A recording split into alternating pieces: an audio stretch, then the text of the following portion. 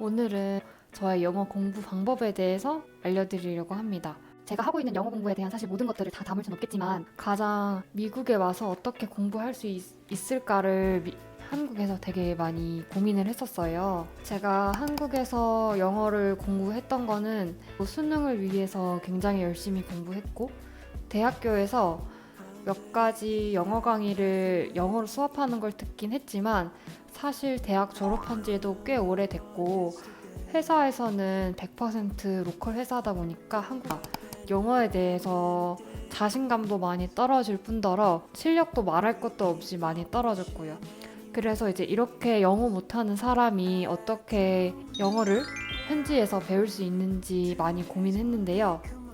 첫 번째는 ESL 클래스를 등록하는 것이었습니다. 본인이 살고 있는 지역에 대부분 커뮤니티 컬리지가 있을 거예요. 한국으로 치면은 전문대 같은 건데요. 여기에서 ESL이라고 그 네이티브가 아닌 외국인들을 위한 영어 수업을 많이 제공을 하고 있습니다. 그래서 저도 당연히 이제 한국에서부터 나 가면은 ESL 들으면 되겠다 이렇게 생각을 했었는데 이게 웬걸 이 지역에 ESL 듣고 싶은 사람이 너무 많아서 이 데이 리스트에 들어간 거예요. 그래서 제가 한국에서 5월달, 6월달 정도에 이제 그 대기 명단에 들어갔는데 미국에 도착하고 나서 9월달이 되도록 그 대기 명단이 안 빠지고 내년이나 되어야지 수강을 할 수 있다 이렇게 연락이 와서 그동안 나는 그러면 이렇게 영어 못한 상태로 지내는 건가 싶다가 두 번째로 발견한 것이 바로 ESOL 클래스입니다. 이거는 다른 CC에도 있을지는 잘 모르겠어요. 어쨌든 이 ESOL 클래스는 ESL하고 비슷한데 차이점이라고 하면 돈을 낸다는 것입니다. 근데 한 클래스당 그렇게 비싸지는 않아요. 한 30만 원 정도고 이거는 한국에서도 영어 강의 하나 들으면 30만 원 정도 사교육이 나오기 때문에 이 정도면은 충분히 합리적인 금액이라고 생각이 들었습니다. 지금 한창 ESOL 클래스를 듣고 있는데요. ESOL의 전제 조건은 완전 초보자는 수업 수강이 불가하다는 점입니다. 이 ESOL 클래스에는 저처럼 그냥 학점 없이 크레딧 없이 듣는 사람들도 있고 그러니까 완전 그냥 평생 교육원 느낌으로 듣는 사람들도 있고 자기 크레딧을 쌓아서 이제 CC로 편입을 한다던가 아니면은 대학교, 유니버시티로 편입을 할 때 사용하려고 듣는 10대 아이들도 조금씩은 있습니다. 그래서 제가 듣고 있는 ESOL 클래스를 한번 소개해보면 첫 번째는 스피킹, 두 번째는 라이팅, 세 번째는 리딩, 네 번째는 보캐뷸러리 과정이 있었던 것 같아요.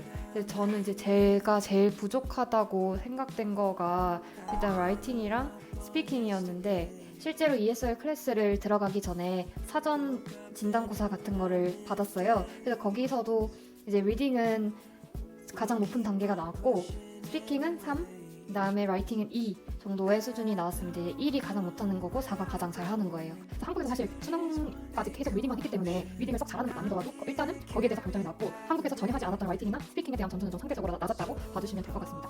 이제부터는 제가 어떻게 수업을 듣고 숙제를 해나가는지 볼 텐데요. 함께 보시죠. 제가 듣는 수업 중에 하나는 온라인 수업인데요. 그래서 줌을 통해서 수업을 받고 있습니다. 오프라인 수업 모습은 좀 부끄러워서 못 찍었는데 온라인 수업 모습하고 비슷한 형태로 진행이 됩니다. 이 수업은 작문 수업인데요. 작문과 관련된 다양한 활동을 하고 있고 오늘은 30분 안에 주어진 주제에 대해서 영어로 초안을 쓰는 활동을 하고 있습니다. 이렇게 초안을 다 작성하고 나면 온라인 튜터에게 2차 피드백을 받고 최종본을 제출하게 되는데요. 나름 꽤나 정교하고 또 체계적으로 작문을 위해서 다양한 수업 도구들이 있다는 것을 배울 수가 있었어요. 앞서 보신 그런 글쓰기 활동은 2주에 한 번 정도 해서 많이 자주 하는 활동은 아니고요. 주로 하는 활동은 짝꿍과 함께 숙제에 대한 답을 리뷰해보고 또 의견을 서로 물어보는 그런 활동들을 많이 하고 있습니다.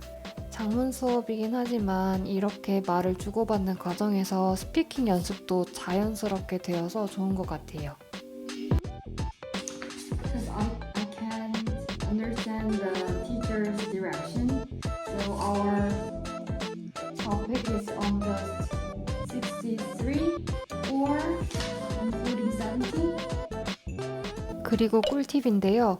줌에서 자막 기능이 있어요. 이거 키면은 좀 더 잘 이해할 수 있습니다. 이 수업은 16주짜리 과정이라서 한 번 수업할 때 80분 정도 수업을 하고 있습니다.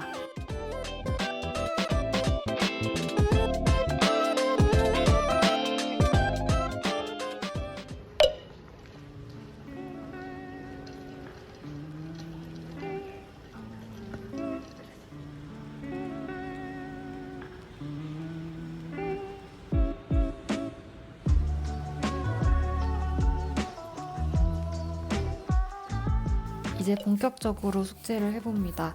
숙제는 책에 나와 있는 지문을 읽고 그 지문과 관련된 문제를 풀거나 혹은 자신의 의견을 작성하는 등의 활동들로 이루어져 있어요.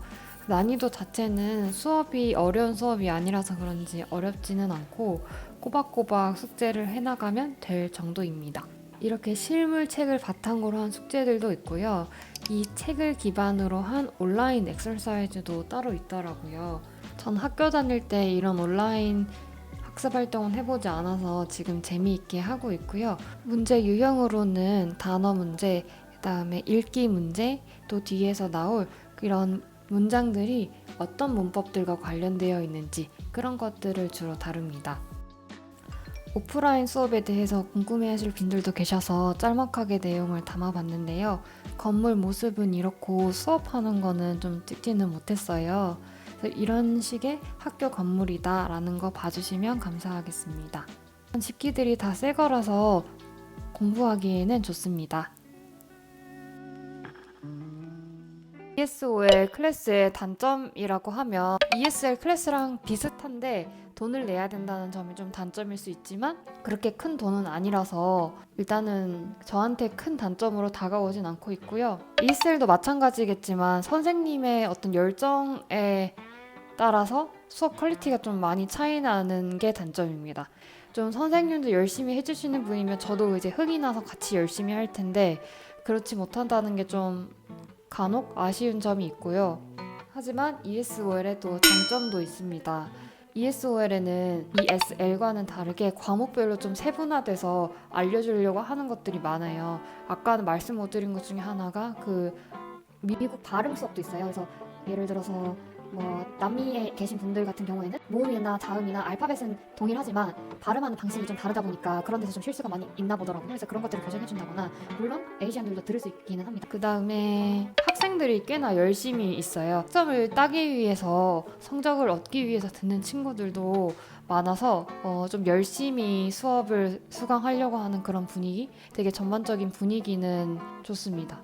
또 학교에 대한 어떤 소속감? 어쨌든 여기 와서 나의 스케줄이 생기고 소속감? 아무도 주진 않았지만 어쨌든 저 스스로 소속감을 느낄 수 있어서 이 사회에서 마냥 떨어진 인물만은 아니다 이런 느낌이 들어서 좋았습니다.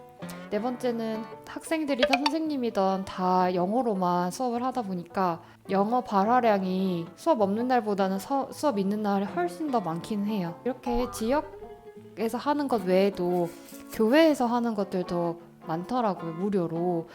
본인이 살고 계신 지역의 이름을 넣어서 구글에다가 Free ESL near me 이런 식으로 치면은 어디에서 무료로 ESL 하는지도 나와 있을 거예요. 근데 이제 후기는 한국처럼 막 이렇게 활성화되어 있지는 않더라고요. 좀 자세한 정보나 그런 것들은 직접 홈페이지에 방문해 보시거나 홈페이지에 없는 내용도 사실 상당히 많습니다. 그래서 이메일을 꼭 보내시기를 추천드리고요. 오늘은 30대가 영어 못하는 30대가 미국에 와서 어떻게 미국 자원을 활용해서 영어를 배울 수 있는지에 대해서 간략히 담아봤습니다. 반응이 좋으면은 제가 하고 있는 다른 방법들도 소개를 해보도록 하겠습니다. 시청해주셔서 감사합니다.